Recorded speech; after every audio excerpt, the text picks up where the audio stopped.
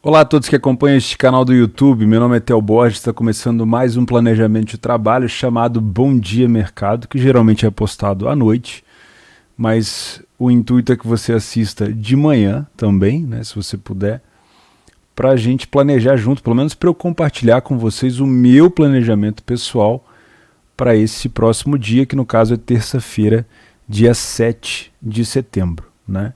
Se trata de um planejamento pessoal, eu vou organizar os jogos que eu vou trabalhar em cima dos meus métodos, mas isso não quer dizer que você não possa utilizar o mesmo pensamento que o meu, e também não quer dizer que você não possa compartilhar comigo o seu pensamento sobre os jogos que eu vou fazer ou sobre outros jogos, porque assim a gente vai, obviamente, fazendo um planejamento junto. Eu contribuo com você com o que eu puder e você contribui comigo também com o que eu puder. Se você não é inscrito nesse canal, convido você a se inscrever. É muito simples, se inscreve aí embaixo e ativa as notificações. Eu faço meu planejamento, eu compartilho meu planejamento com vocês aqui quase todos os dias que tem em jogo, né, que eu vou trabalhar. Quando não tem, eu posto algum conteúdo educacional. Hoje, por exemplo, tivemos um dia mais fraco, estou gravando esse vídeo ainda no dia 6, né, na segunda-feira. Tivemos um dia com um jogo de Série B e um jogo da Terceira Liga da Alemanha. E eu trouxe mais uma aula do meu curso aqui para o YouTube.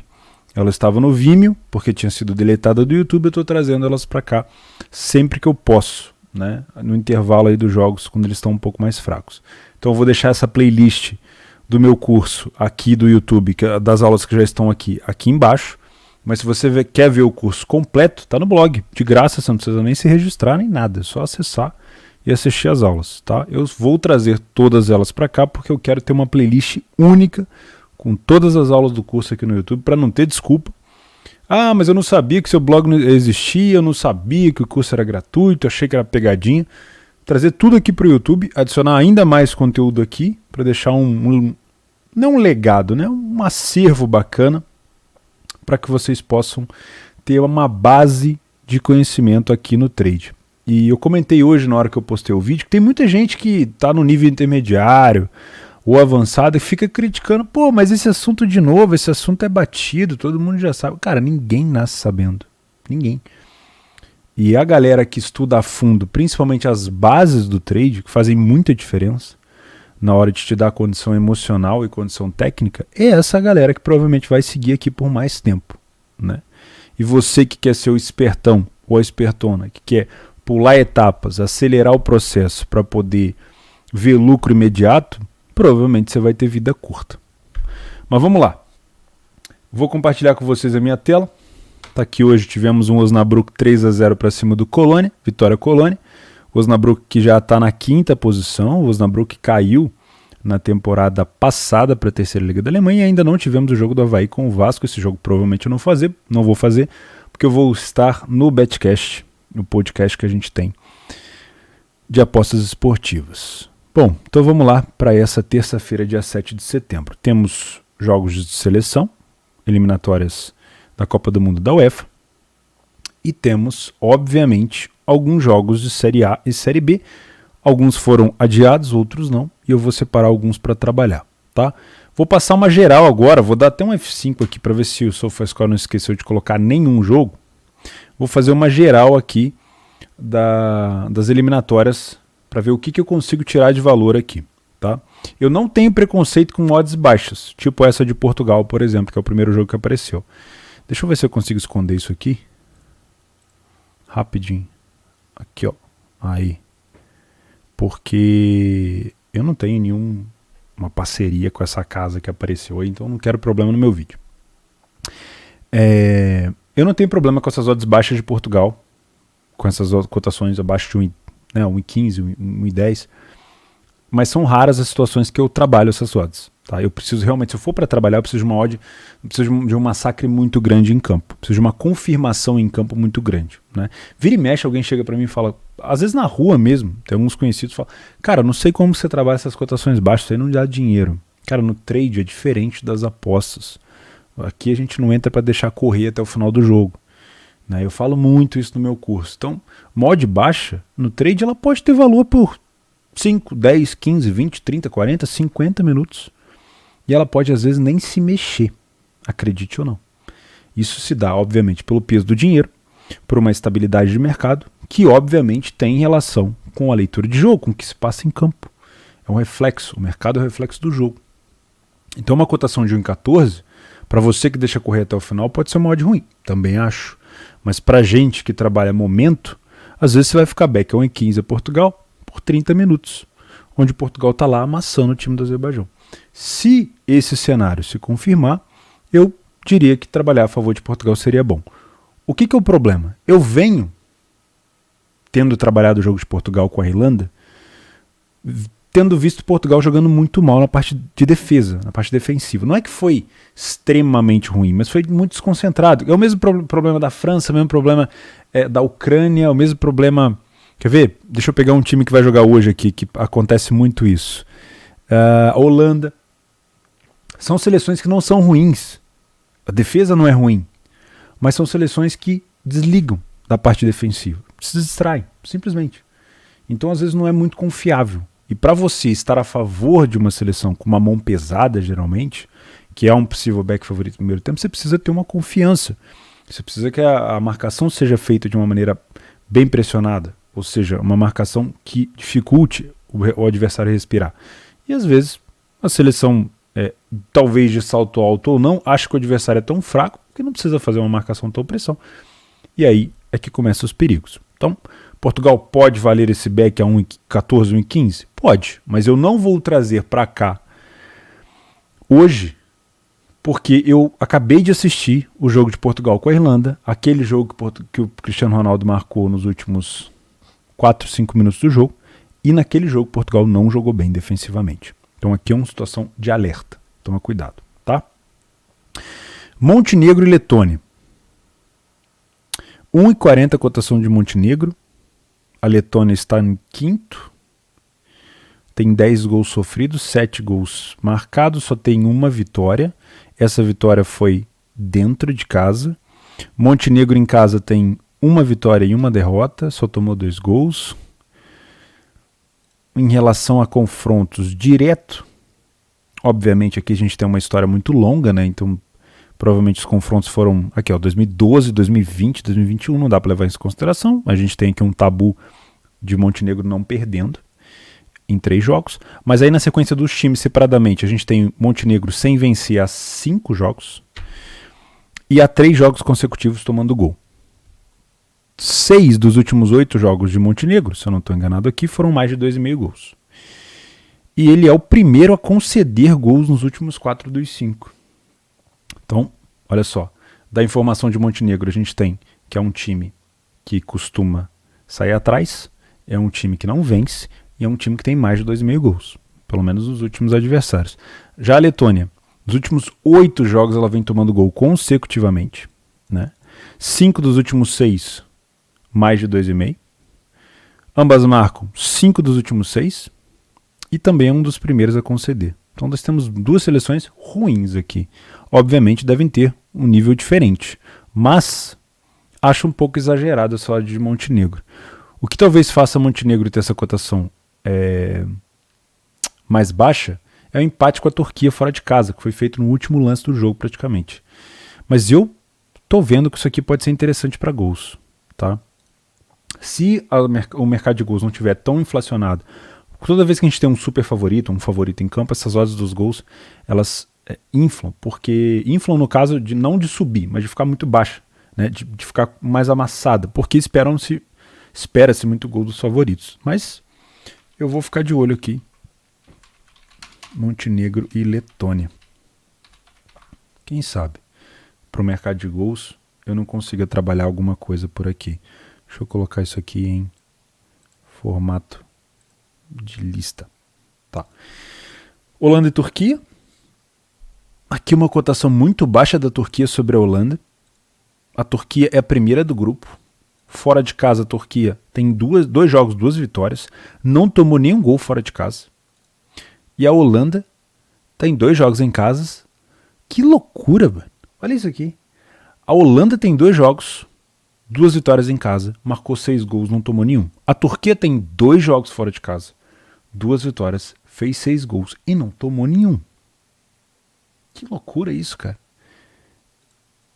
E no grupo, na situação geral do grupo, A Turquia marcou 15 gols, a Holanda 16. A Turquia sofreu 7, a Holanda 5. Por que cargas d'água a Holanda tem uma odd de 1,30? Não faz sentido nenhum.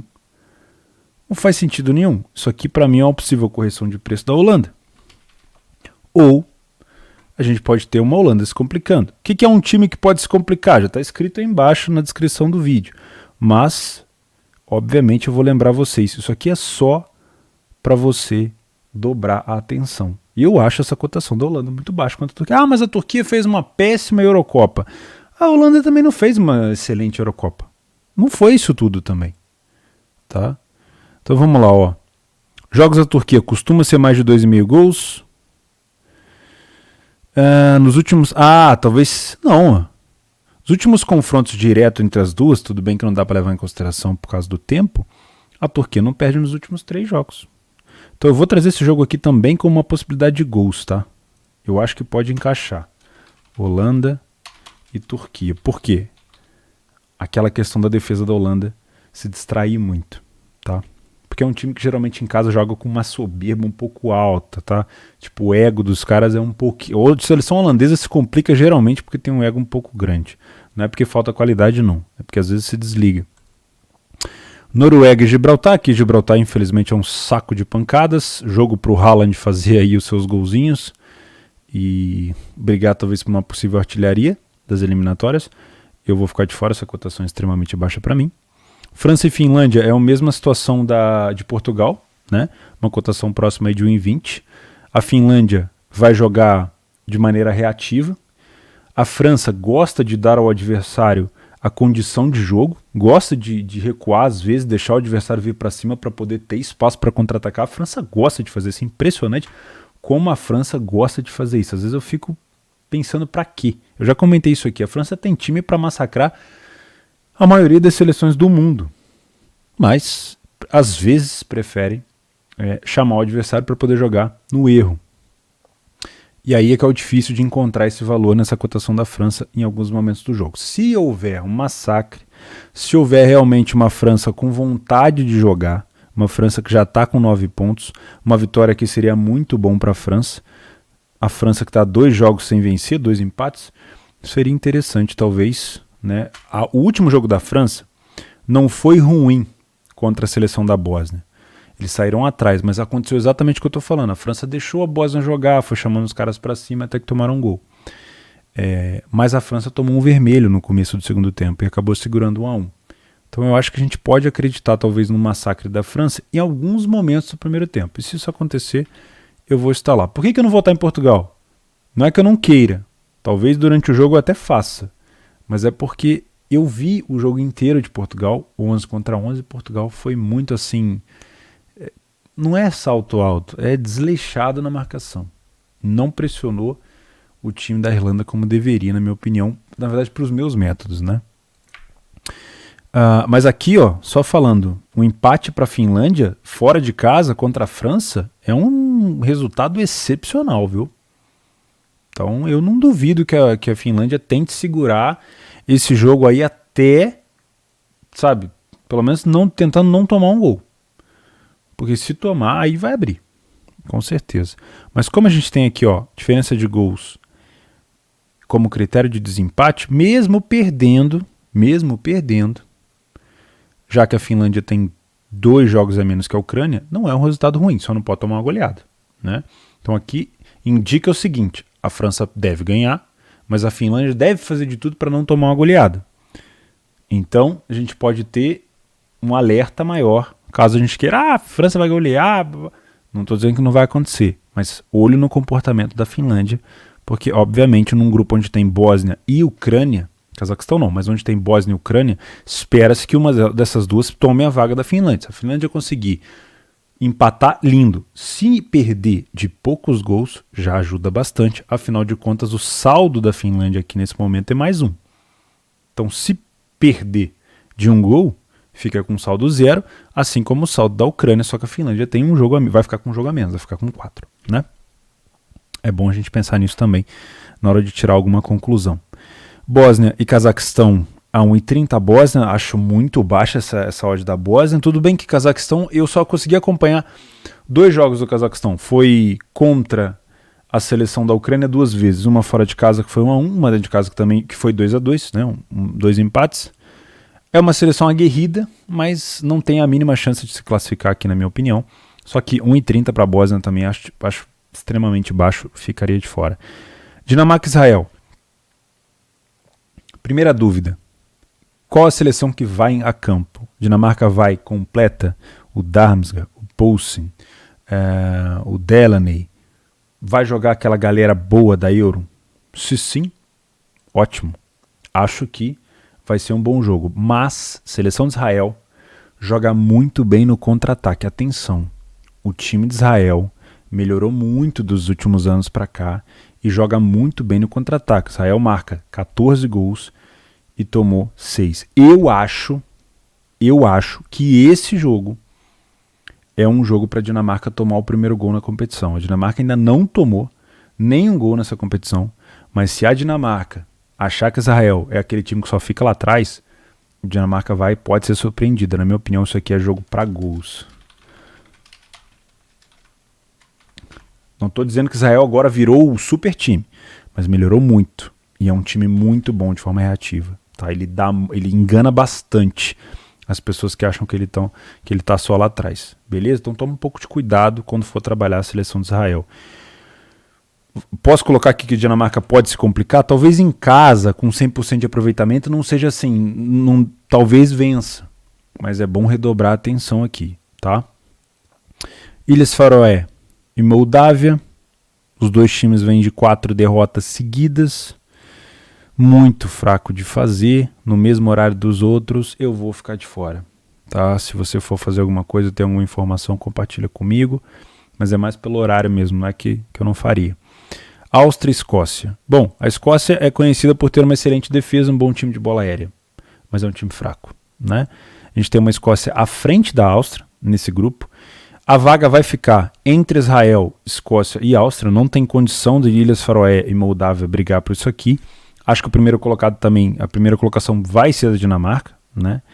Então os playoffs devem ficar com esses 3.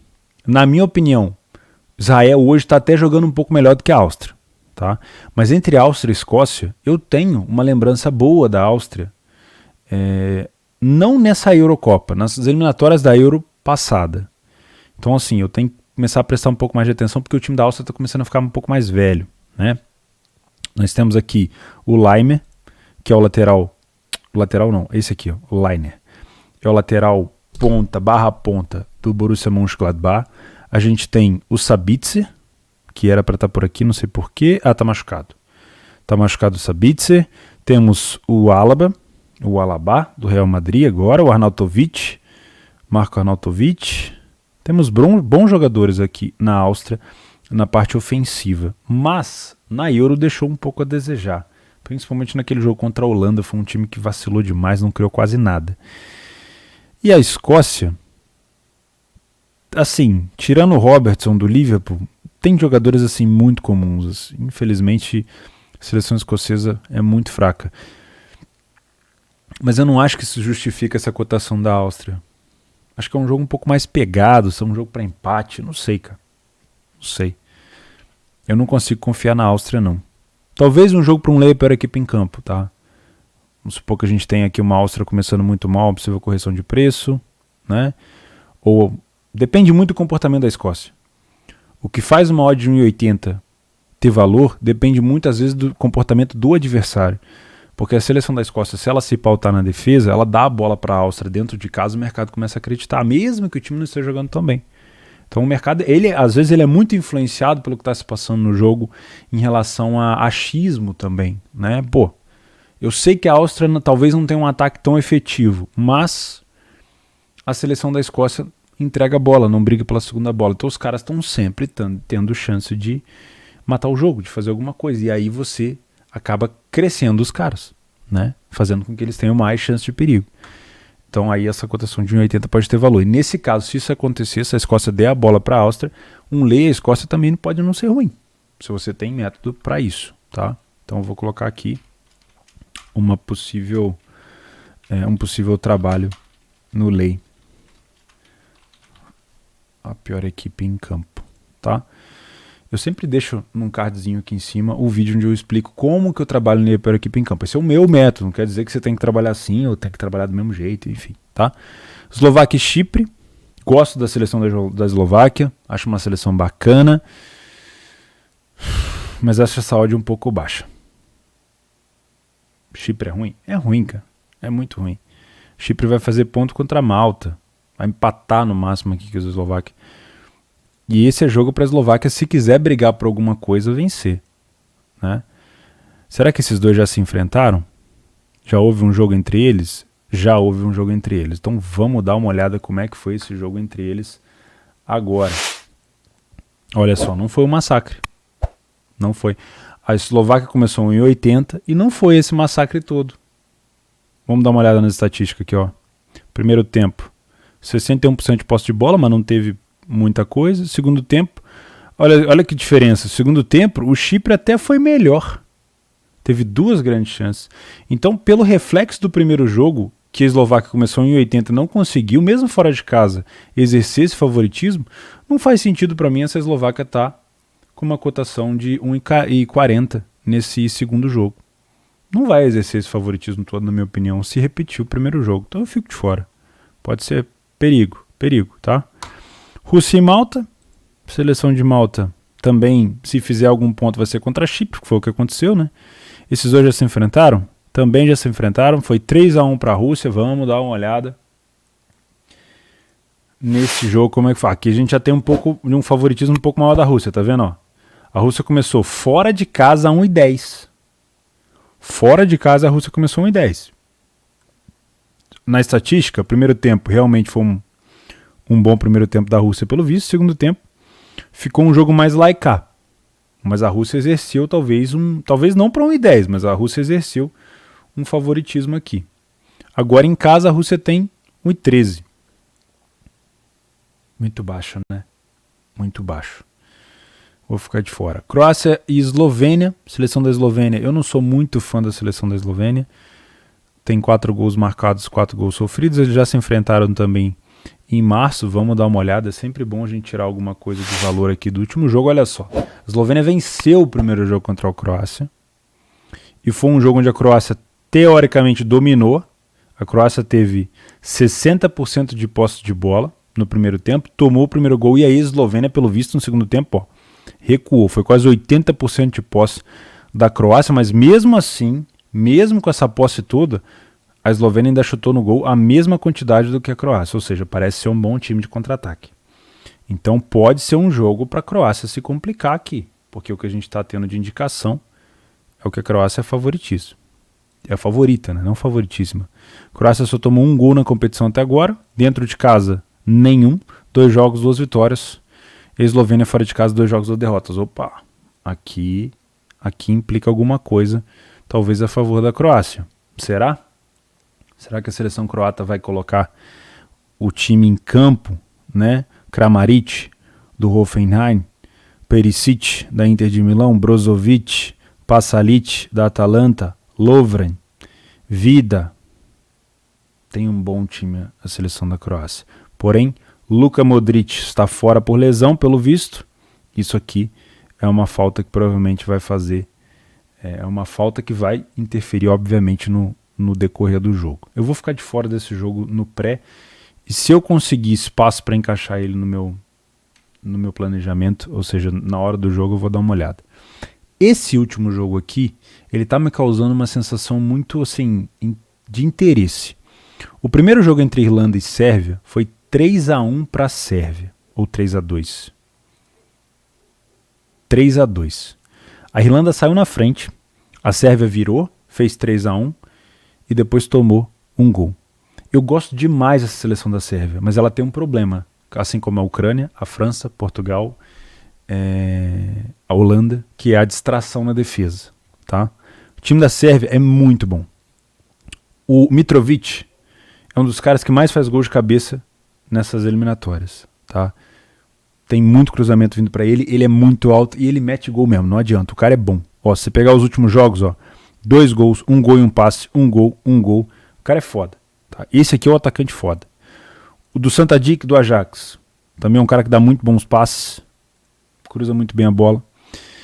Milinkovic-Savic, da Lazio. Excelente jogador também. Filipe Kostic, do Frankfurt. Gosto demais. Elogio sempre o Filipe Kostic. Né?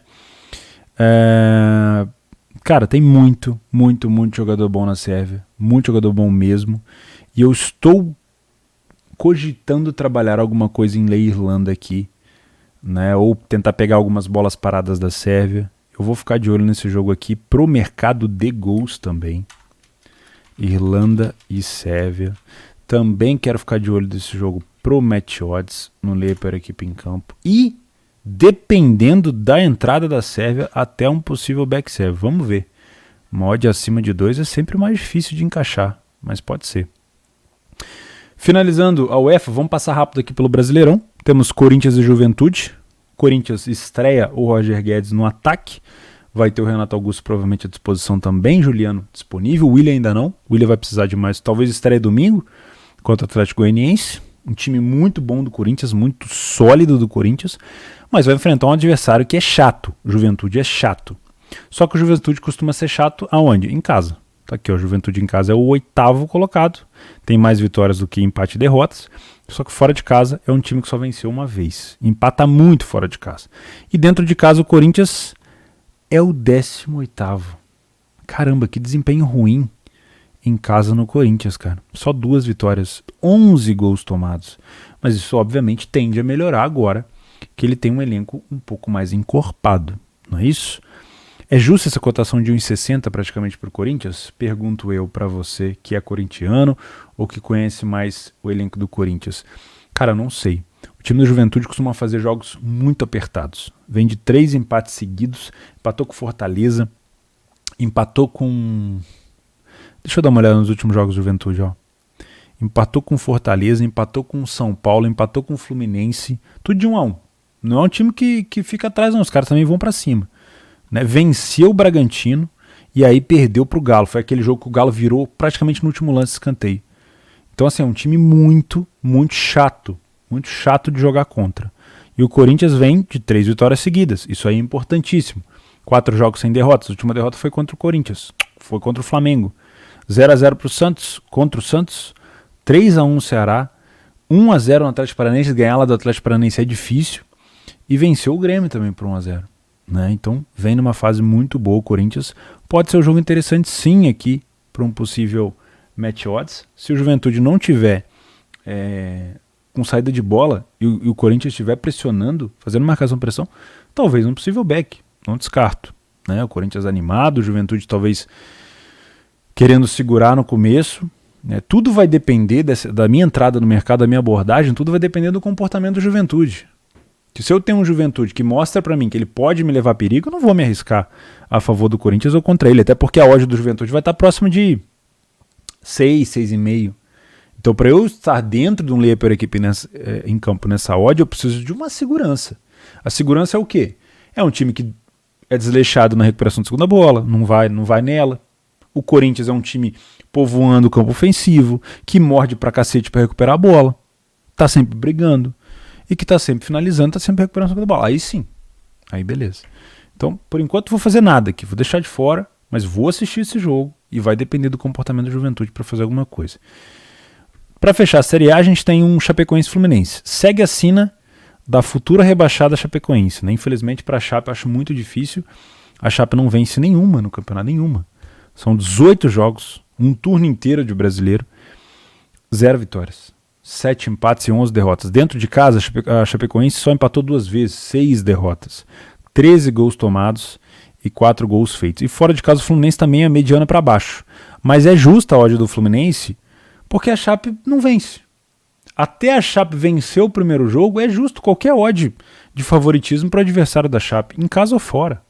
Porque é o que a gente tem, é o desempenho da Chape.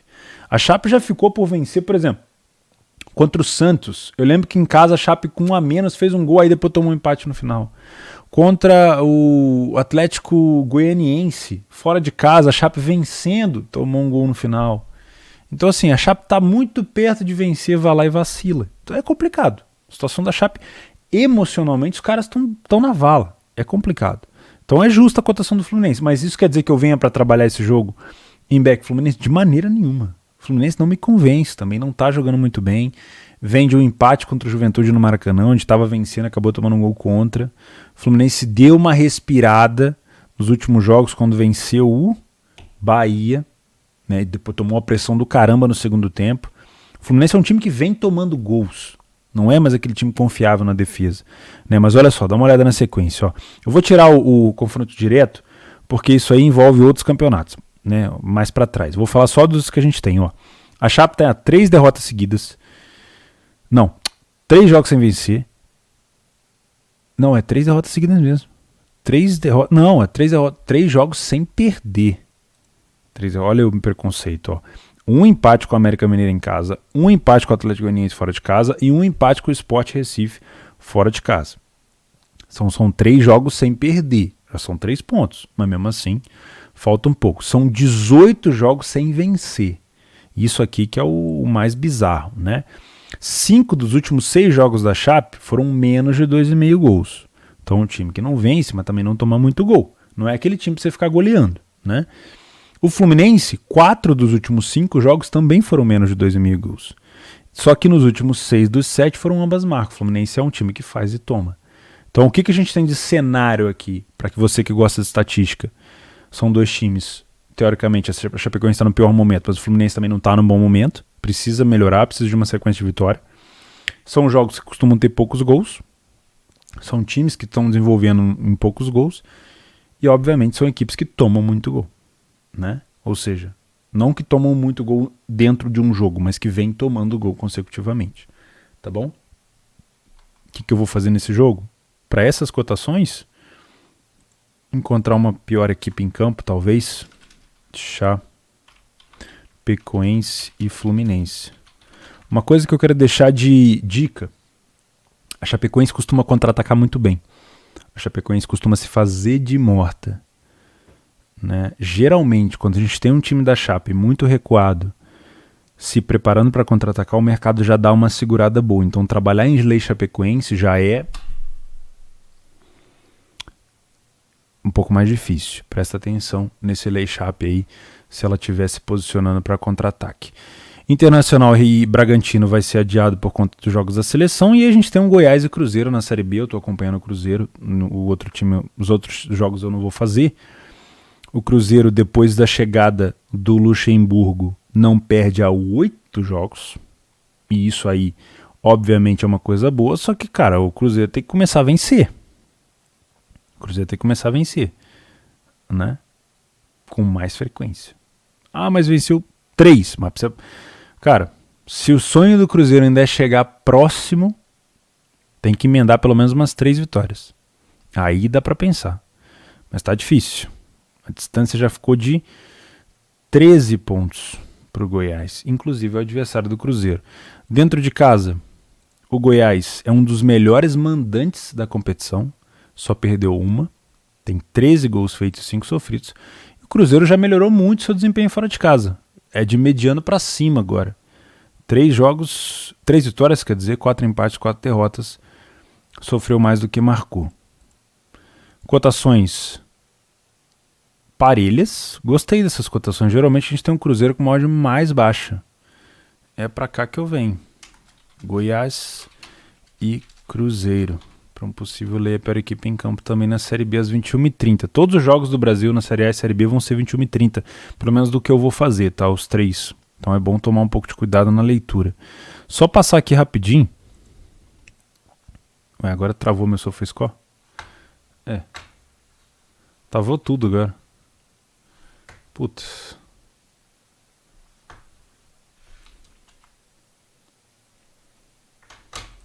Voltou. Nossa, achei que tinha travado tudo. Deixa eu só passar no Cruzeiro rapidinho, que eu quero tirar uma dúvida aqui em relação ao mercado de gols. O Goiás é um time que marcou 24 gols. O Cruzeiro 25, tomou 29. Ó, o Cruzeiro não toma gols nos últimos 3 jogos. Menos de 2,5 nos últimos 4 dos 5. e o Goiás não perde a 7 jogos e ambas marcam nos últimos 5 dos 6. O que a gente tem de informação aqui? Ó? O Goiás é um time que costuma sair na frente, é um time que não perde, né? Tá 7 jogos sem perder, mas é um time que toma gol.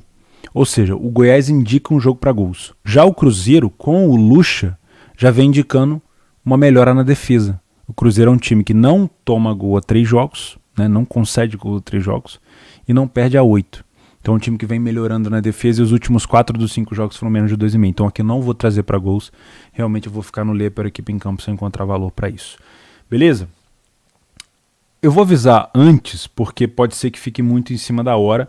O próximo jogo do Brasil, que é um jogo entre Brasil e Peru, se acontecer, né? A gente tem toda essa questão aí de Anvisa e tudo mais, o Brasil está com uma cotação de 1,30. E a Betfair está oferecendo aquela super cotação para os jogos do Brasil, com uma cotação de 15 para o Brasil vencer o Peru. Geralmente a seleção peruana é freguesa da seleção brasileira. Então se você vai abrir uma conta na Betfair, está pensando em abrir, usa o link aí embaixo, você me ajuda, me dá uma moral e obviamente você pega essa cotação de 15 para o Brasil vencer a seleção peruana. Se for ter jogo, né? Depois daquele imbróglio todo contra a Argentina.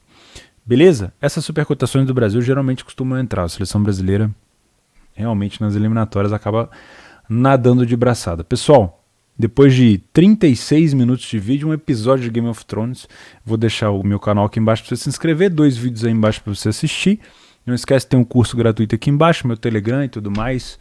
Boa terça-feira de trabalho, um grande abraço, obrigado pela companhia, falou!